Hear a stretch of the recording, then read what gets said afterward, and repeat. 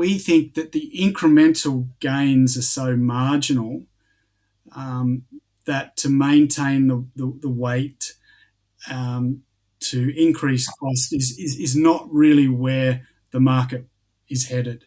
So we've been really focusing on processes, and they're still improving at maybe not at the same rate as they were, but we've been focusing on maximizing the counts we can out of the existing detector technology through better processing and all the things that come with increased computing power and processing power.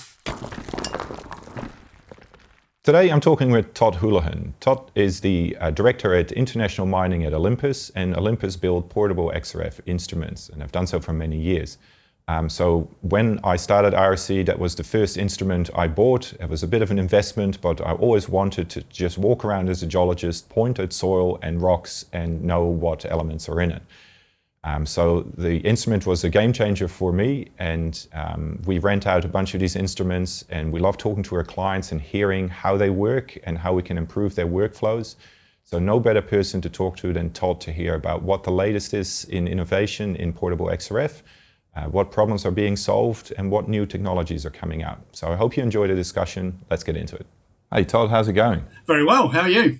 Yeah, great, man. Good to finally talk. It took us a while to get connected, and just this morning it almost fell into a puddle of water again, as we've had some monsoonal downpours and the road was closed 5 minutes after I left, but all good things take time, I guess. Okay, and then I had COVID a couple of weeks ago, so that didn't help things. That didn't help things either, but we're connected, and it's a discussion that I've was hoping to have for a long time, because we've been working with your company and yourself for many years now, so and love what you guys do, and so much I don't know. And as I sort of was preparing a little bit for the talk, I was watching what the company is up to, and I'd love to have a chat to you about what the latest innovations are and where you see the products that you're creating going, and maybe a bit of history as well, because I actually love the history of Olympus or portable XRF in particular. As an early adopter, always loved to have a holster with a gun on it. That was already what it was for me, and just be cool out in the field and trigger happy, and I never looked back. But welcome, and really great to have you on. And I was maybe hoping you'd start with a bit of a background, because you're the director of international mining there. Interesting trajectory, I guess. What's your technical background? I did an environmental degree at the University of Newcastle. I started doing a degree in commerce. My mum was an accountant. My dad was a bank manager. I didn't know what I wanted to do. I was 17 when I went into uni. I didn't turn 18 until halfway through first year, and realised pretty quickly that commerce was not for me. And this new environmental degree had just been started 1 year. And so I enrolled into that, did 3 years of that, majoring in soils and hydrology. And so then spent the next 7 years working in contaminated land consulting. So that was 93 to 2000. And I no offence, but consulting wasn't my bag. I love the fieldwork component to it and the contractor management and all that. But then being behind a computer for 3 weeks of the month writing the report. The reports, yes. Yeah, it was not my gig. And so I thought, what do I really like doing? I like talking to people and meeting people. What can I do? I was coming home every night from my job, not happy. I thought, I'll get into sales, sales and marketing. Yeah, I can meet people, I can talk to people. That's what I'll do. So I found a degree at Macquarie University that I was thinking about doing. But exactly at that time, I was remediating a lead-contaminated site in Sydney, and it wasn't going well. I had trucks and excavators on standby while I was waiting to validate a pit to make sure the soil we were leaving in situ was less than 300 ppm. And the site auditor So in the environmental industry, you have an auditor that monitors the work being done by another consultant, Right. which has a lot of similarities to your discussion with your JORC guest, and I think potential synergies there. But he suggested I should get a portable XRF instrument out. I'd never heard of one, And what year is and this? this is 2000. Right. Oh, right. Yeah. 22 years ago. And yeah. And at that time, there was really only Niton around. Yeah. They were isotope-based instruments. And the guy running the Niton distributor also had an environmental consulting company. And he came out, and obviously, the technology was pretty cool and saved the project. And one thing led to another, and I went to work for him because he needed someone. He was just a small one-man band. He needed someone to try and develop the sales and marketing of portable XRFs, but also do the work associated with environmental consulting and using the instruments as part of the environmental consulting business. Yeah. So it all sort of took off from there, really. I was in the right place at the right time with the right skill set and the right sort of attitude, I think. Yeah. Yeah, so that's the early 2000s, because I remember I first connected with the instrument and learned what it did at around 2006, maybe 2005. Okay. And they were already quite compact, and indeed it was a Niton, and I got the impression that in the mining industry it was really just only the last 2 or 3 years that this was really becoming a thing. Is that, or did it start earlier than that and I just clipped on a bit later, or when did that come into the mining industry then? I think the mass adoption really started from around 2004. Yeah. We did a lot of early work in that 2000 to 2004 period where I was working for the Niton distributor, JBS Technologies. Yeah, JBS. There was, when I started in about 2000, there was probably less than 5 portable XRFs being sold a year in Australia. Wow. And they were mostly to scrap metal refineries for metal testing. And we just got dragged into mining, actually. We first took it to a Minerals Council of Australia environmental workshop. Must have been 2001, perhaps, 2002 maybe. And things just started to move really fast from there. Gold was around 200, 300 an ounce. Nickel laterites were the thing of the time. Sure. And so, we were doing really good nickel analysis. Arsenic as a penalty to not have to use hydrofluoric acid in the labs. Yeah. OMG cores, we had a great trial with them. Anaconda nickel. And then the nickel, then the lateritic nickel, turned ugly. Yeah. But things were moving. We did some interesting work with the Derelict Mines Department at New South Wales Department of Mineral Resources, Paul Fredrickson, and there were several early adopters around that time, juniors mostly. Yeah. Research organisations were showing some interest, CSIRO, pre-2004. So it was pretty exciting, but we still weren't selling numbers enough to make that a full-time job. So we were still doing a lot of environmental consulting with the analysers, and that was that really enabled us to make Portable XRF successful, because we learnt its strengths and its weaknesses. Yeah. We learned about sample prep. We learnt how to get good numbers out of the instruments. Yeah. And so we weren't your average technology sales guys. We were users who knew the instrument, what the instrument. Yeah, we knew what the instrument could do and couldn't do, and it's pretty similar now. Base metals are its strengths, so copper, lead, zinc, arsenic, and all the environmental contaminants. that's how I got into the instrument, because I remember joining Perilia in Adelaide in, I think it was 2006 or 7, and I was sent to a site in South Australia where Ian Groves was doing the field work, and he had set up the best fieldwork project that I've ever seen in my life, and he had one of these instruments on site, never heard of them. And he had, as we all did at the time, all these Excel macros running to suck the data out and put it in beautiful, deal with the data properly and remove this and add that and get it straight into your map info at the time.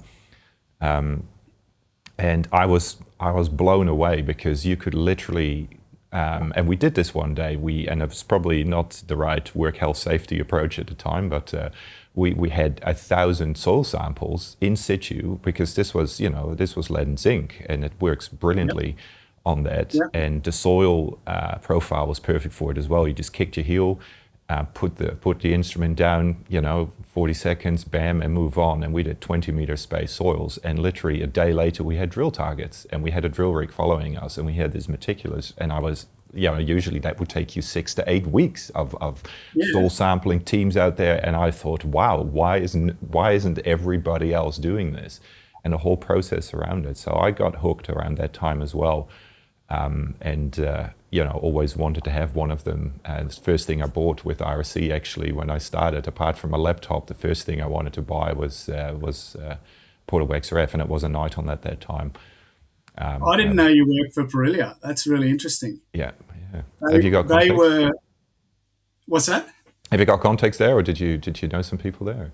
They were integral to the success of JBS Technologies, the Niton distributor, because in around 2003, when they purchased Broken Hill, they engaged JBS to do a baseline soil survey of the Broken Hill town and the mine lease and the 100 houses that they owned in Broken Hill. Yeah. So JBS Technologies did all the consulting work for that project. We hired all these guys from Cobar, trained them all up how to collect samples, how to do it. We're working out of the back of garages of some of the Pasminco Perilia-owned properties, and we set up a beautiful workflow, and that was a company maker for JBS. Wow. And so financially, that enabled the company to really go from strength to strength. But scientifically, the New South Wales Environment Protection Agency accepted the methodology of Portable XRF and 10% off for nitric acid digest and 10% for hydrofluoric. So it was a landmark time where Portable XRF became accepted as a principal analytical tool. And so Perilia has a big role to play in the success of Portable XRF in Australia. Oh, that's great. I didn't know that. I mean, I knew that obviously the folks I was working for at the time had them deployed somewhere else, and I don't know to what degree Ian had a hand in putting all of that together. But I know how much of a convert he was, and he certainly sprinkled that dust onto me, because it was so blatantly obvious the value that it added. So I didn't know that bit of detail, but we had a few of them, and it worked fantastically. And when I left Perilia, then I set up RSC and took the Niton to Africa. I remember getting into heated arguments with American geologists who were it was sacrilege. A geologist carrying a tool that told you what was in the rock, that was just a no-go area. You were a geologist, and you had to know stuff. And why would you use this in gold? It doesn't detect gold. And you're talking about pathfinders and arsenic, but nobody wanted to listen. And I'm sure you've heard this story over the 20 years a million times before. But it was interesting having seen that workflow. Literally a 24-hour creating drill targets. It doesn't get any better than that, and never look back. But just to finish your side of the history, so that was obviously up until 2008 you worked for JBS and Thermo, and then... No, I 2004, I'm married to an English girl, and 2004 we decided to move to Europe. And I'd presented a couple of papers, one at the Mine Geology Conference in 2003, one at the International Geochemical Exploration Symposium in Dublin, Okay. as a bit of a European recce. I'd invested a lot, and it was exciting times in the technology. It was exciting times. So I came over and chatted to Niton directly at their European headquarters in Munich. And one of their guys was heading back to Boston headquarters, and there was a position coming up.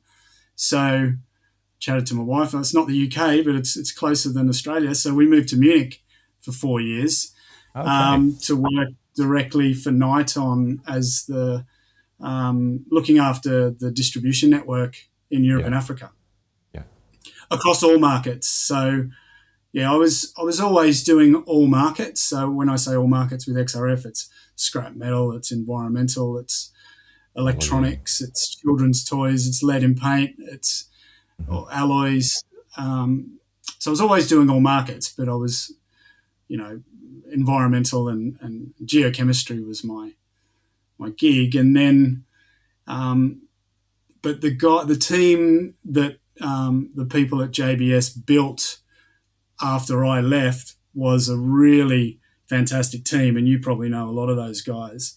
Andrew Summers, Yeah. Aaron Bench, and Marcus. Yeah. They really then really took it forward. So that period you were talking about, 2006, 2004 to 2008, I was out of Munich looking after, learning how to run distributors and support distributors, and doing a lot of work in Africa with our African teams. And but that 2000, those guys really moved the needle forward in the mining industry. Two of them Yeah. being geos, so they could, they had a bit better understanding of the ROI and could talk better geology than I could at that time. Yeah. And really, that's when things started to really move. Yeah. Now that's interesting because as you develop a new technology, other people will figure it out. I mean, just like the iPhone back in the day, and they'll start making similar things and similar products. And obviously, since then, a whole bunch of other companies have popped up to build these instruments.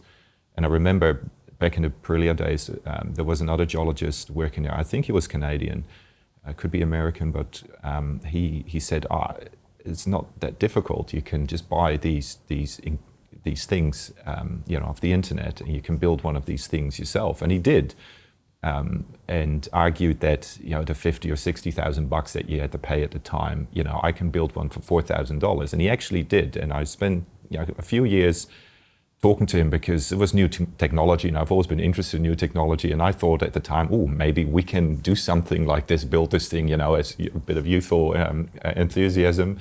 I ended up not hearing from him for a number of years, but he was able to build one of these things. And where I'm trying to go with that is, as new entrants come into the market, how difficult is it to protect it and to keep improving it and to make sure that you don't turn into a Nokia of the portable XRF industry, right? I mean, because there's obviously a whole R&D going on in the background. You're constantly improving these things. It is still a battery-powered instrument. To what degree is this indeed marketing and sales, and to what? Because I remember talking to Andrew, at every conference, running to Andrew, always lovely conversation, and hearing a bit about how that sort of side of it works, but. How difficult is it to be competitive and to make sure that your instrument is better than the competition? Because obviously any one of those 5 companies that are operating in this space, they'll all convince you that they are the best and the best value for money. Is it the after sales, or is it the help desk, or is it the software, or is it the whole integrated workflow? Is it actually the technology? Where does the point of difference lie for you? Oh, that's a good question. Well, if I think about so one of the main reasons that we all left Thermo, well, Niton was purchased by Thermo, and Innovex made a play for JBS in Australia, and they asked me to come over at the same time. And the attraction of that was, come and build for us what you guys think is the best analyzer. So, we felt that we'd not created, but played a major role in the development or the penetration of this technology, particularly in the exploration space. And so here was an opportunity to take that further and actually start building and designing into new equipment what we thought they needed, and of particular innovation was, because at the time the instruments didn't have a GPS inside it, so the particular innovation of connecting with a Trimble, running ArcPad or Discover Mobile and sending the data straight in, and having results on a map, a contour plot straight away. That was super innovative. So, I think it's the analyzer itself is a huge part of differentiation. And I wouldn't say they're all equal, but two or three are probably similar.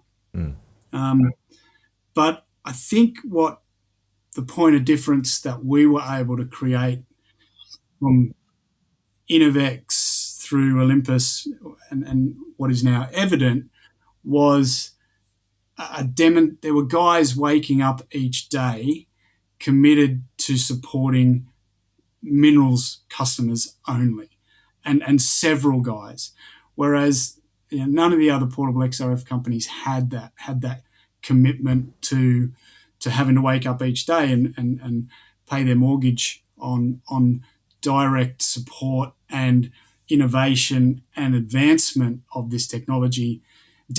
We were dedicated. We were.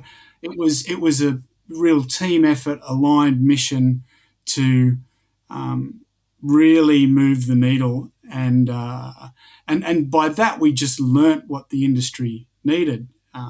Rugged instruments, good support. If you ever have a problem, you can talk to a guy very quickly who'll resolve that issue. And I suppose now our point of difference, which I'm sure we'll get onto, where the technology is headed. The rapid advancement that we saw in this technology 2005 to 2015 has slowed. The detector technology, tube technology is not advancing at such a rate. So now it's all about stability and reproducibility. And that's where ruggedization, we really went down the ruggedization route, and drop tests and heat resistance and all that, but stability of the instruments. So support. To summarize, it's the instrument has to do what it says on the tin, but everything around that is equally important, and we're able to build strong partnerships, collaborative partnerships, where we're able to, it's such a pleasure going to a conference and a customer comes up to you and says, Todd, you're not going to believe what we've been doing with the instrument, and tells you something completely new that we didn't think of, that is completely innovative, that you then want to collaborate more, find out about more, and spread everywhere else. So it was a passion and commitment, and well, that's really I like that about the innovation, whether it's software or hardware. People indeed trying to break it and trying to do things with it that you never thought they would be doing, and then you can take that and then focus on it more and develop that aspect more. Because I remember indeed when you started integrating GPS with the Trimble, because I had a Trimble before I had a Niton, and I was running Discover Mobile, and I remember how many times I was on the satellite phone to John, what's his name, at the help desk with Discover Mobile, the only person who knew how to connect to the damn satellites, and it was this really tricky call on half a satellite. and trying to do something that not everybody else was doing. But then when I had a night on as well, I was indeed completely focused on the two things working together right at that time. And then, when I met Andrew and say, now we're developing that. And I was like, fantastic. This is, listening to what the customer needs. Because that instantaneous feedback is everything. I remember walking around in Mozambique with it. And this is probably more of an oopsie story than anything, but hey, one makes mistakes. And this was a rare earth setting that I didn't have too much experience with, and really walking the soils as an exploratory tool and seeing all this tantalum, but also rhenium. I saw a lot of rhenium, and I've never heard of rhenium. So, and I couldn't particularly Google because I was in the middle of Africa without internet. And I was on a satellite phone to the client saying, we found this massive rhenium deposit, I don't know anything about, you know where this is going, but there was obviously the peak overlaps. There's a few tricks for beginning players there that you can stink into, and I don't know what the peak overlap was for rhenium, but needless to say, there was no rhenium there. There was good tantalum, but that also had an inaccuracy, and that's maybe circling back to the comment you made, what two parts can you improve on? So there's those workflows and things that customers need and want. There's the ruggedness, which is exactly what geologists or field technicians need to be out in the fields in 40-degree heat, dust and rain and everything in between it, and dropping them. Our biggest concern as a group that rents out, these instruments is our clients dropping them and us not knowing about it, and at some point it breaking, right? That's my key concern, hands down. So to have drop detectors in there that give you those logs, that was a game changer for us as well from a renting perspective, right? So again, another improvement. So I at some point they're as rugged as you can make them to find a balance between weight and battery power and all the rest of it. You mentioned in terms of better data, but or maybe you didn't, but I'll try and steer it there. Is there ground to gain in precision and accuracy, or is that still something you guys are fiddling with? Or obviously at some point the whole gold thing came out as a big thing. Oh, we can now detect gold to X ppm, but what incremental improvements can we expect from precision and accuracy for battery-powered instruments? At the moment, we're really squeezing the most we can out of the lemon, to be honest with you. We're down at sub 5 ppm for most of those transition elements. And once you're down there, you're getting close to noise. So we've looked at detector technology, where that's headed. We closely collaborate with our detector and tube suppliers to see where we can take those technologies. We think we know where we can gain a bit more from the tubes, but coming with that is likely to come additional cost. Sure. And from everything that we've looked at, when I say we, our product management guys and R&D guys in Boston, we think that the incremental gains are so marginal that to maintain the weight, to increase cost is not really where the market is headed. So we've been really focusing on processes, and they're still improving at maybe not at the same rate as they were, but we've been focusing on maximizing the counts we can out of the existing detector technology through better processing and all the things that come with increased computing power and processing power.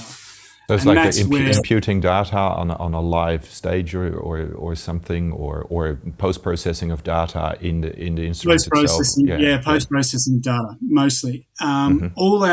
We're continually tweaking around the edges of our algorithms, but largely that work's been done. You've probably seen some comments from learned people in the industry who espouse how good the Vanta's factory calibration out of the boxes has now become over the Delta. So we Yeah, put a lot of work into that. There's tweaking going on in the car cat business. So car catalyst recycling is becoming a massive market. okay. So the mining market within our company is probably a quarter of our total business. Yeah. So we've got a lot of competing interests in what our applications guys are focusing on, and a lot of the heavy lifting has been done for the geochemistry models that we sell. Yeah, that's really interesting What because, I mean, it makes sense as well that, yeah, to some point you're making incremental changes and they'll come at considerable costs. And another question I was going to ask you, I mean, in terms of that cost balance, it is a hefty investment, and that's for a junior explorer, to put that money on the table is a significant chunk of money. And I can see that, adding another 20,000 to get another 3% accuracy or precision is not really worth it, right? So, but does that mean that as the R&D in that space sort of drops down a little bit because that you're fiddling around the edges, and dare I say it, the cost will come down at some point of that instrument? Because one of the things that you do have, and that we've noticed, but I mean, as you know, we have 10 of your instruments and we rent them out, and they're always out the door. Like the inquiries come in very fast at the moment. It's a very popular service that we have, but they do lose their value almost, or quite quickly, just like a laptop. 2-3 years later, you're up for your next laptop, right? Because either the software or just the use of it in the field, it is definitely something that, it doesn't have a long shelf life. So that balance with the cost, how do you look at that equation, knowing that particular, you say 25% of it is mining, but is there a hurdle for people that cost bearer? Do you sense that when you talk to people, or? No, I don't, not at all. And that's been one of my real pet projects over the last sort of 10 years now. Mm-hmm. Is no one wants to listen to. I don't necessarily consider myself only a sales guy, but I'm perceived that way in the industry because I work for an XRF manufacturer, Right. but no one wants to listen to me telling them how good the product is. People want to listen to guys like you and other geologists who've been using our equipment for a long time. And so coming back to that reference to being at conferences and hearing good news stories, I was sitting there at a conference one day in a quiet moment thinking, I've got to try and get down all this positive energy coming towards the booth. I need to capture that somehow. So we started asking customers to just give us a 2-minute testimonial. And it was good advertising for them as well. Who are you? What's your project? Where is it? What stage are you at? How long have you used an instrument for? And how are you using it? And how quickly do you think you paid for it? And it's 6 to 12 months is really the common answer. It's not normally less than 6 months, but it's generally six to 12 months is what our customers are telling us. So, I mean, well, it's interesting because that's the argument that we hear as well. Obviously, when people reach out to us and find us through either Google or connections, and we have that discussion. Testimonials, I mean, you use the instrument yourself, and there's plenty of examples where you can point out what value it adds. But it's usually the people who have, a 3-month program, and then after that they don't know if they'll use it again. And that's obviously where renting might be more useful to them. But you're right. I mean, the testimonials. I mean, I was always told that the biggest misstep to make in sales is to expect that the product will sell itself. But in many ways it does, right? Because the proof is in the pudding, and maybe the data. It's all about the data, man. The data speaks for itself. At the end of the day, we've got it gives an output that can be compared to a laboratory, or you can quantify the accuracy and the precision. And so, in a lot of ways, it does sell itself. Yeah. Yeah, no, and look, we probably shouldn't be turning into an echo chamber because obviously we're both fans of the product. But it is interesting how sometimes how obvious it looks. Like, can't you see it works? But it's still difficult to get it out there. And I find that interesting in a whole bunch of innovation products or new things that are being developed. I mean, we're pretty slow in the uptake of new technology, and I've got a few other conversations lined up in this, on this topic as well. But maybe take that testimonial concept and maybe just talk briefly about Detector if you can or want to, because I've seen you put a few posts out a few weeks ago. Obviously, and I remember going to the CSIRO talk, I don't know, 3 years ago, where it was first floated, or there was a little technical talk, and Aaron Bench was there and a few others, and the usual crowd shuffles in as the song goes. It was definitely interesting, as geologists will say, about pretty much everything that is put on their plate. What do you think about it? It's interesting. And it was interesting, but now obviously it's already in only 3 years commercialized. You guys have come in on this. And talking about testimonials, I think I saw a comment by Xavier Broad, I think, who was running a junior, and he was using it, and it was just so completely positive about the results. Like, this is so stupidly positive. It's working. Why doesn't everybody else does this? So there's your entree. I mean, maybe what is Detector, if you want to give people a brief overview, and why should we all use it? Well, I'll leave the selling of Detector to Portable PPB. I think that's Fair enough. that should be their gig. But so to give the viewers and listeners a brief outline, CSIRO developed or had a concept, and that they worked up to essentially be able to do parts per billion gold with a portable XRF, and which they licensed that technology to a group of people, Peter Williams, a company called Portable PPB, run by Simon Bolster and Peter Williams, and then Mel came over for a while, and to further develop it, and we worked with CSIRO and Mel with the Delta to do all their R&D proof of concept work, and then when Portable PPB started, they got 3 or 4 instruments from us to do all the test work. They put together a partner program so they could access samples from all around the world in all different geological regions, and have spent the last 3 years. The timing of this talk is quite good, as it's 29th of July is their launch in Perth. Oh, So they're nice. finally launching commercially. They've been working for 3 years, proving up this process. It's a process, and been working with these sponsor companies, well-known companies, large, mid-tier, and juniors, to prove up the process, whereby samples are collected, they're mixed with some reagent and water, and mixed for a set period of time. And within these sample containers are collector devices, which enable the gold to be absorbed onto these collector devices. And then they're washed and dried, tested with a portable XRF, running software, especially designed by Portable People.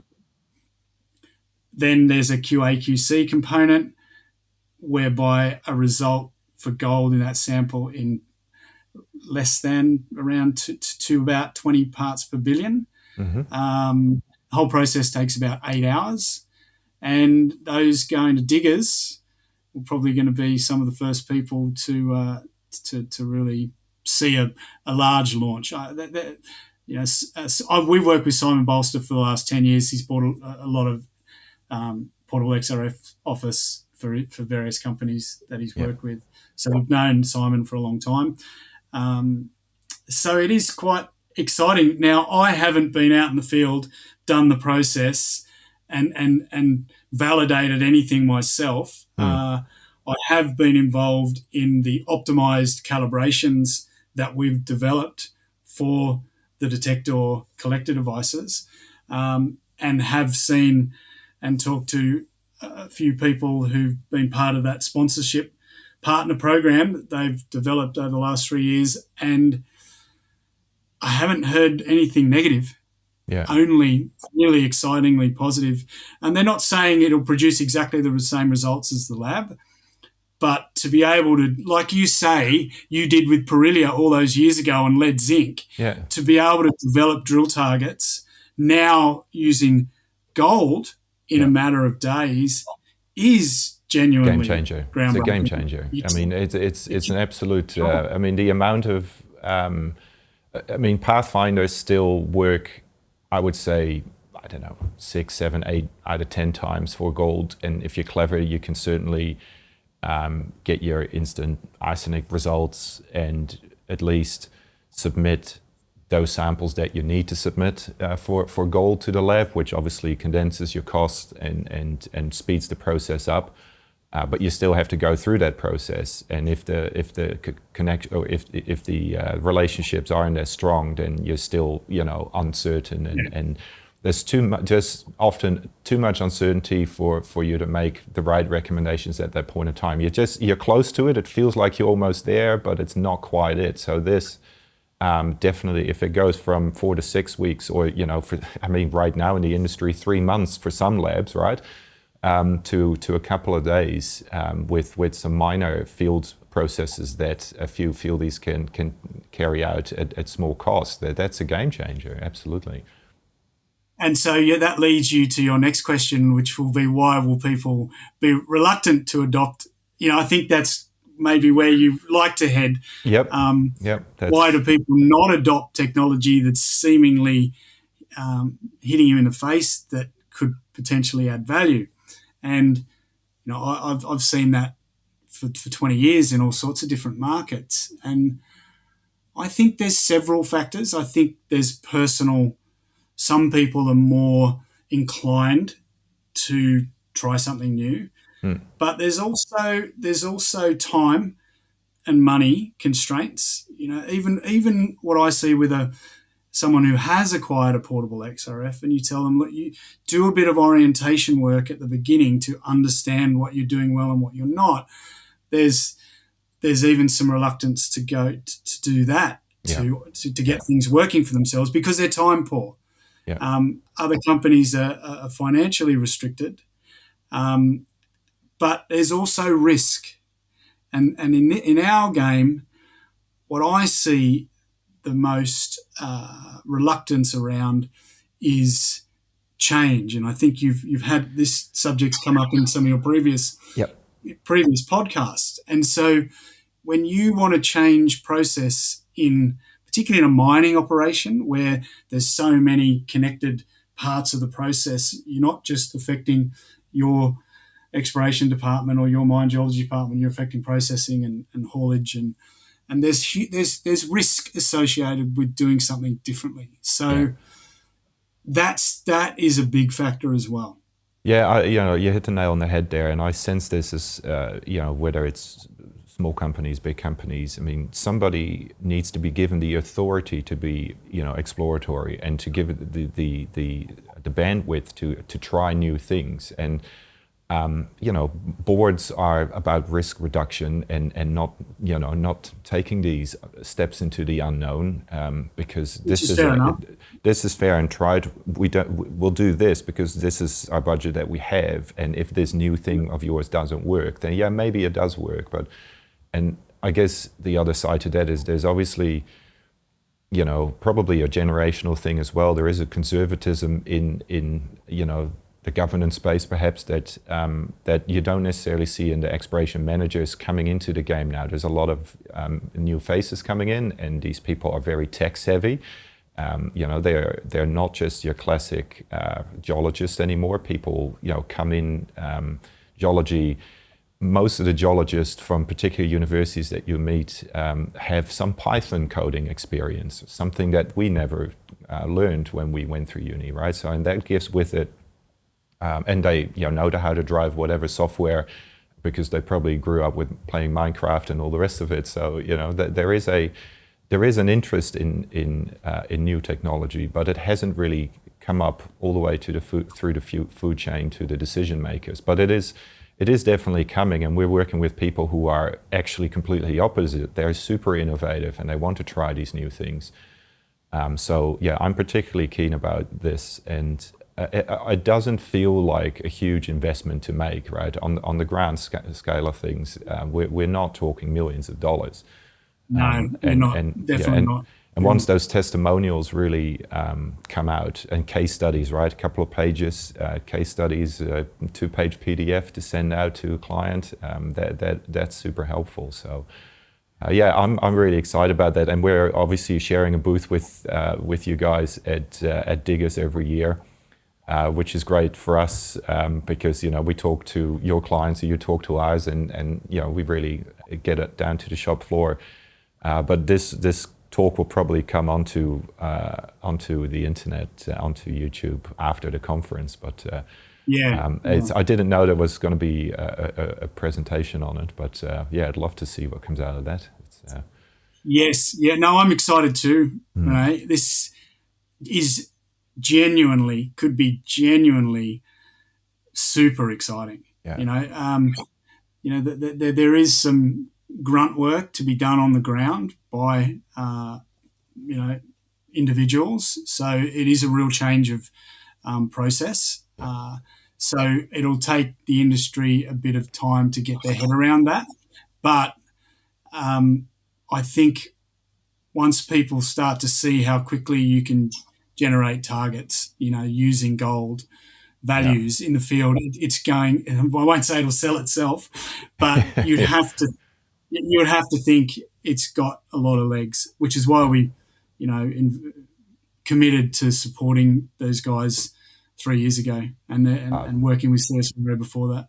Excellent decision, right? And it keeps you on the pointy end of things, and that's why I love working with you guys. It's where we want to position ourselves as a company as well, right? To work with innovators who really change the industry, and again, that's some of the talks I want to have more here as well, whether it's software or hardware, people coming up with new ideas to do things. So now, look, that's fantastic, and hope the viewers get a little bit out of this in terms of the background to where the technology has come from, where it's sort of at and where it might go, and some of these new things coming through as well. Have you anything that I missed that you wanted to talk about, or?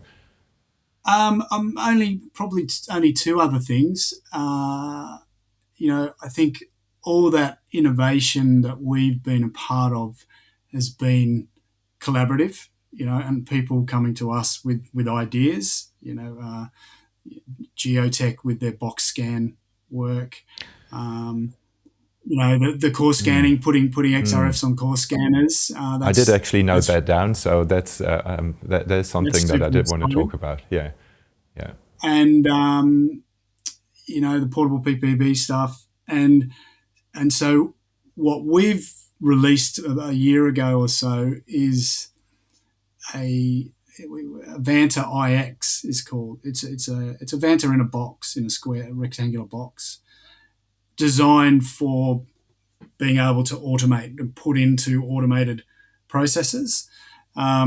So that's where a lot of our R&D effort's gone in the last sort of two and a half years, using the Vanta platform, which is pretty proven and really solid, particularly on stability and repeatability, and putting that into a different form factor that you can put into automation processes and integrate into existing systems. Now, the first targets will be quite simple process, like stainless steel manufacturing, tubes coming off a line and simple type samples, that you can test and say yes or no, it meets a spec.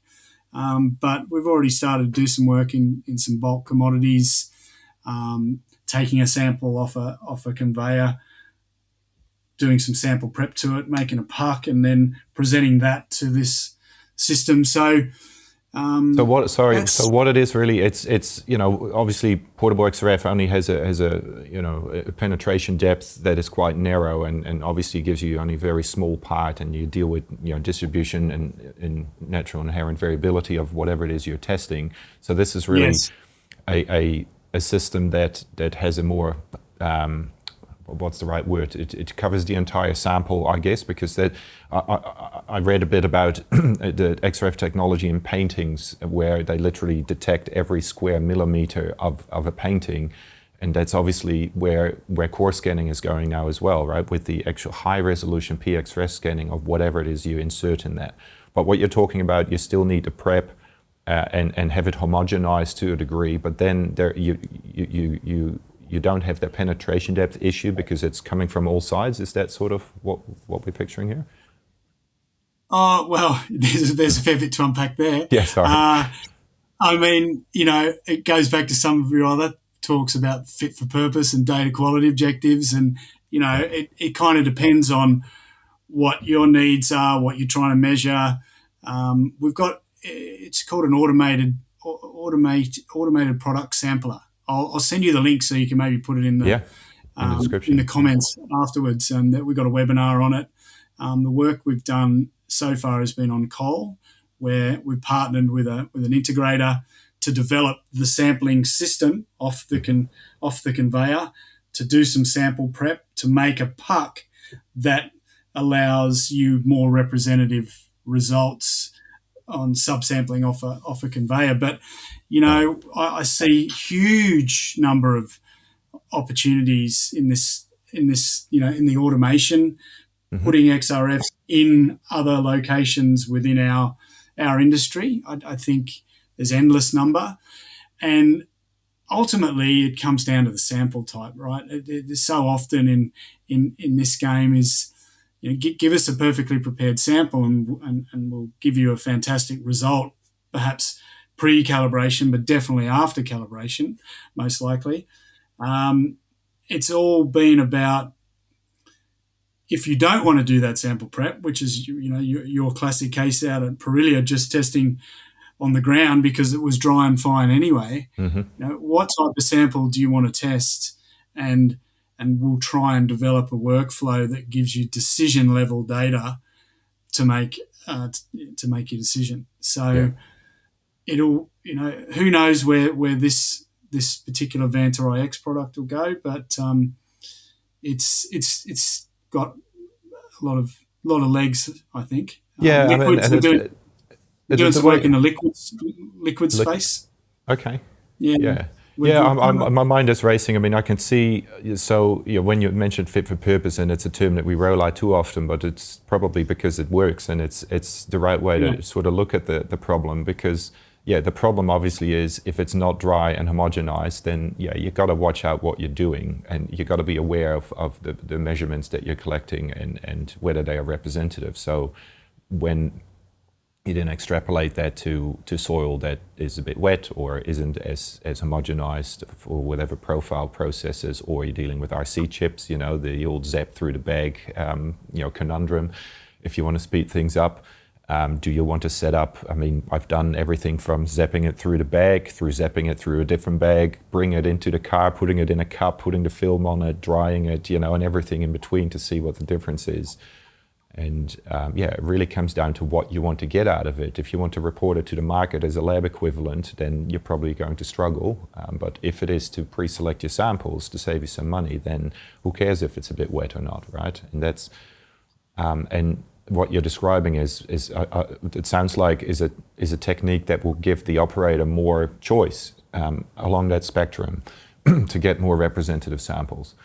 And that's certainly of interest because, I mean, if you are committed to the fact that you have to do some sample prep to deal with, either moisture or heterogeneity issues, then you may as well combine that with a more powerful method to get more representative readings from across a puck or, a larger sample. And then the end side of that spectrum is indeed the core scanning, where you have every millimeter or square millimeter scanned with XRF, and that's also a bit of a game changer to me. I wonder, I'm trying to, I should get some of the core scanning people on talk as well, because I wonder where that technology is going. Because, surely zapping every square millimeter and getting 25 common rock forming elements of your 1 meter core is the entire puzzle right in front of you of what's happening in that. I mean, apart from structure, obviously, right? I mean, let's not forget we're geologists. But that's going to add tremendous value to you. But to what degree can we create an instrument that doesn't cost the $1 million or $2 million installation fee and can still cover, I don't know, 5 square centimeters on core? Because that would be pretty interesting, because on flat core, if you put your conventional Vanta on there, you're going to get a tiny little piece. And if that's right onto a bit of chalcopyrite, and we've all done this, and we've all misrepresented our results to our stakeholders in that space. But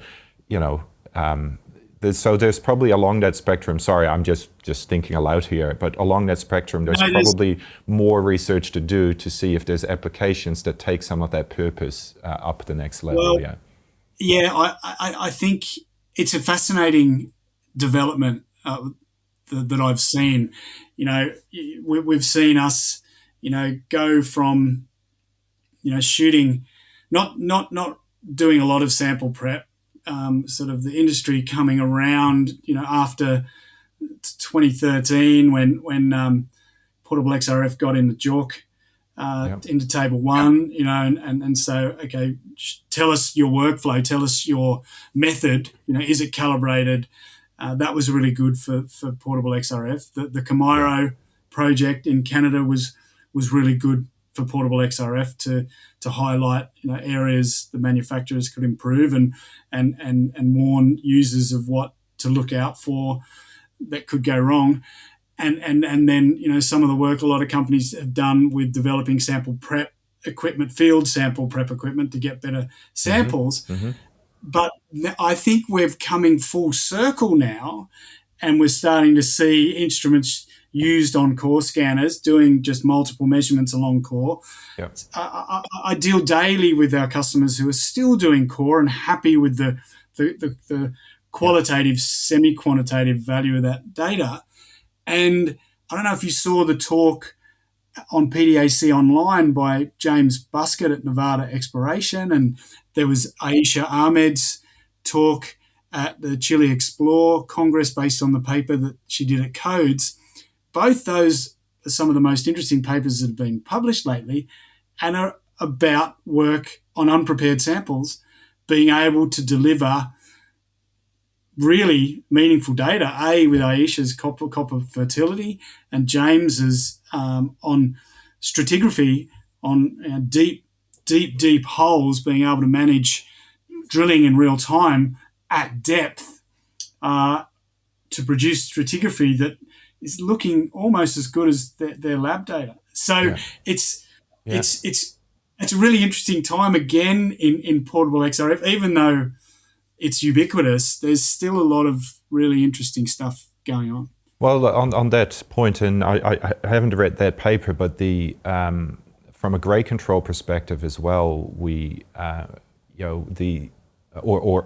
or any advanced drilling project, the multi-element data from pXRF, whether it's on core or chips or it I don't want to say it doesn't matter. I mean, there is some workflow you need to be aware of, but if you're clever with your collection processes and you find that balance because you know what you sacrifice if you make certain decisions, and you're clever with your post-processing, whether it's conventional principal component analysis or some other trick, or bring out the machine learning wizards and various other tools, you can actually extract immense value about your geology and your domains. And this is really my soapbox, and I'm sure people will listen. So here he goes again. But the value that you can get out of that in a resource estimate, where we're always just playing with the only principal element of, if it's gold, then it's gold, and we have to create these blobs to create our resource estimates without actually fully understanding what's going on. With those 25 elements, or 20 something, however many they are, depending obviously on what beams you switch on and off and yada yada, but you can get your geology almost every deposit that I've looked at. You can get into the detail of the domaining and solve your structural puzzle just by collecting portable XRF data from chips or core.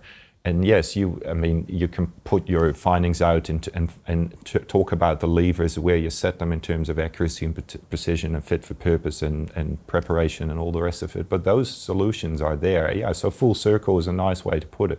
It depends, I'm a big fan of time.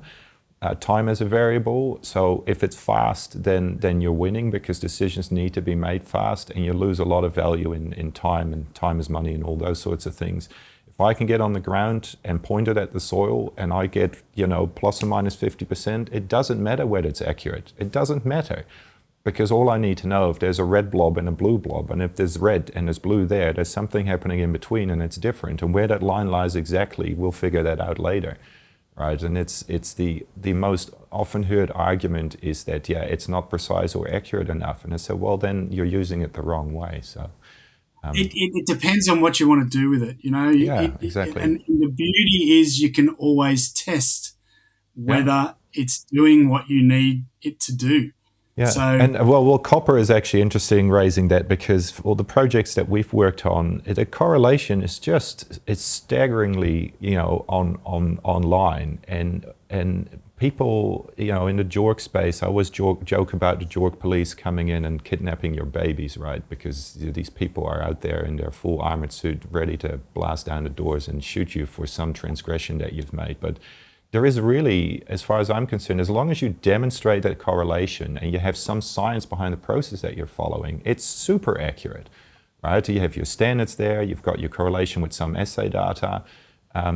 Depending on the circumstances and the nature of your mineralization and your matrix and so on, a lot of these projects, you can just report a pXRF data. And I saw a company do that a month ago, and they got hammered on the social media for trying. Did they? I didn't see that. Really? Yeah, that's or people saying, oh, you can't do this, or it's portable XRF data. And yes, because we have seen this going wrong as well. My René example being one of them, right? You could definitely go the wrong way, but it depends. Well, one of my career goals is to define a resource, to JORC compliance with Portable XRF as a principal analytical tool.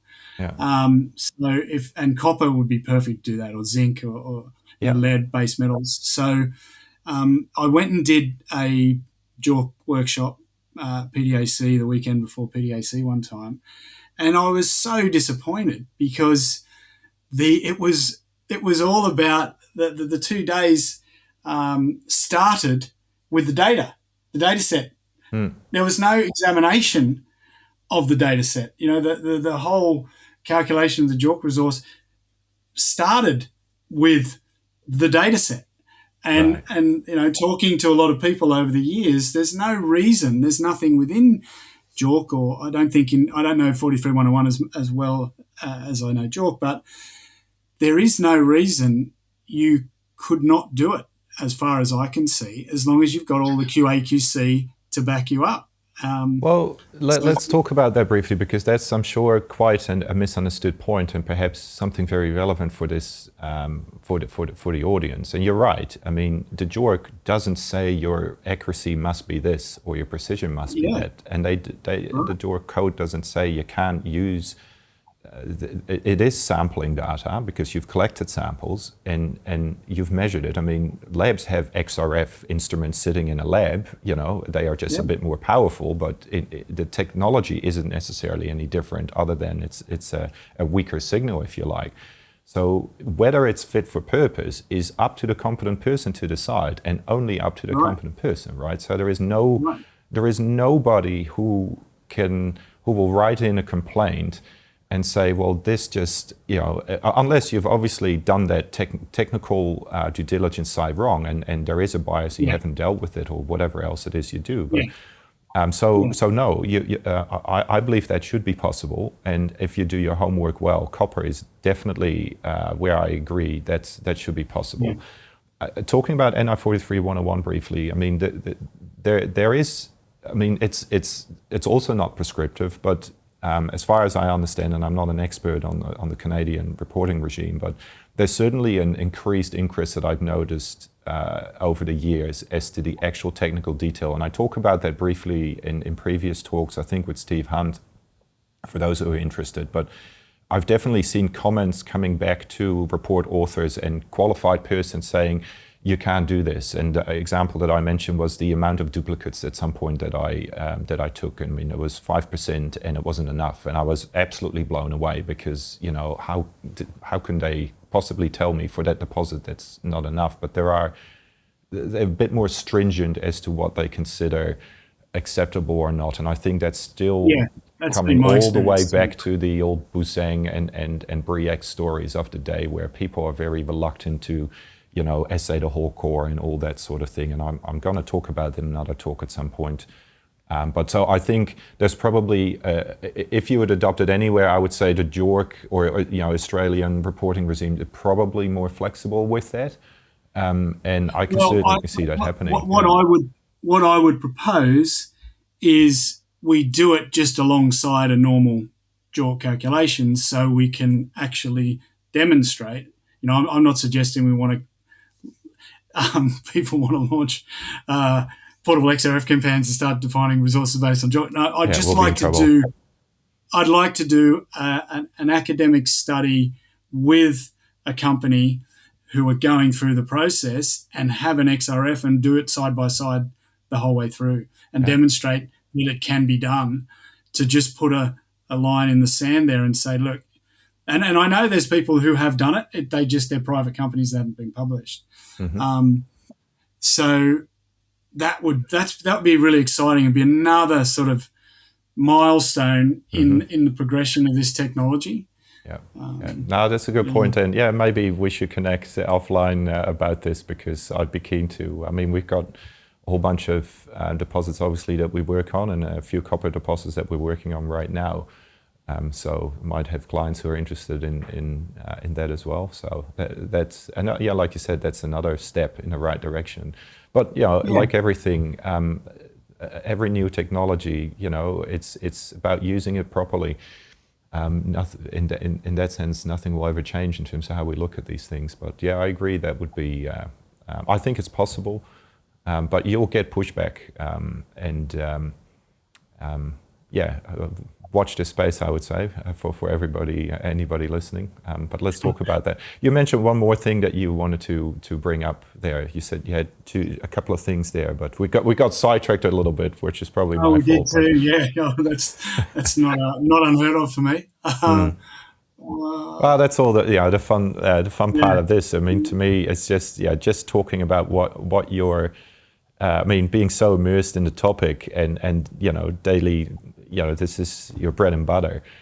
We just use it and probably have a very narrow view of the problems or the opportunities in this space. So it's very nice to talk to you and hear about what's happening and where it might go and what the sort of things are that people are trying to break and improve on. So it's been very useful. Yeah. Yeah, no, the light element, the capability of the instruments to do light elements has opened up a lot of doors to, rock typing work and stratigraphy, being able to understand the rocks that you're going through. But that does require good sample prep for those accurate light elements. But it's I've loved the last 20 years, and it was all completely random and accidental, but it's been good, and sure will be for another while. Yeah, no, that's great. I mean, it's so exciting. I mean, for me, this is just a hobby, right? So the whole work we do, it's exciting. It's coming up with new ideas, it's puzzles, and it's helping people with solving problems. And all these things have a place in that, and that's how the whole machine sort of moves on from one downturn to the next, and it's exciting. It's never a dull moment. So I like talking to people who see that in the sort of same positive chaos kind of way. And I really enjoyed the conversation, Todd. But I think we should connect on a few points that have come out of this, and a few papers that you mentioned that I'll put in a link. But other than Yeah. that, yeah, really fantastic talking to you, and hope that we can share a beer at some point at a conference. But I am actually coming to Europe at some point in the next couple of months, so if there's an opportunity to meet, I'll look you up. Yeah, not far from London. So if you come over, definitely give me a call. It'd be great to catch up. Thanks for having me. Enjoyed Sounds it. good, man. Keep it up. Keep it Fantastic. up. They're really good. They're Oh, really good, thanks. No, René. appreciate it. I'm And starting to get more relaxed about, just connecting with people and just having a couple notes and just having a conversation. It's actually just really good fun to listen to people, hear what they have to say. So appreciate that feedback, and good to miss good you. to chat, man. All right. Catch Thank you you later. very much. See ya. Take it easy. Bye. Bye.